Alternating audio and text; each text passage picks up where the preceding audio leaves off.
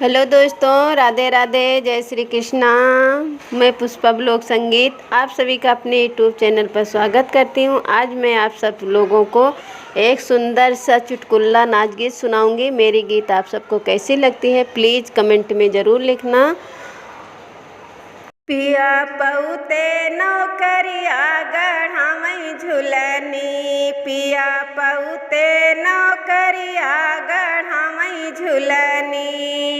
सास का नहीं भावे ससुर का नहीं भावे, सास का नहीं भावे ससुर का नहीं भावे। नहीं भावत टोला पड़ोसनी का, नहीं भावत टोला पड़ोसनी का। पिया पउते नौकरिया गढ़ावई झुलनी, पिया पउते नौकरिया गढ़ावई झुलनी। जेठ का नहीं भावई जेठान का नहीं भावे, जेठ का नहीं भावई जेठान का नहीं भावे।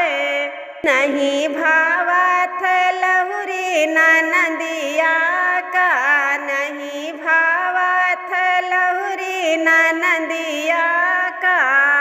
पिया पउते नौकरिया गढ़ावई झुलनी, पिया पावई नौकरिया गढ़ावई झुलनी। देवर का नहीं भावई देवरानिक नहीं भावे, देवर का नहीं भावई देवरानिक नहीं भावे। नहीं भावत सखिया सहेलिनी का, नहीं भावत सखिया सहेलिनी का।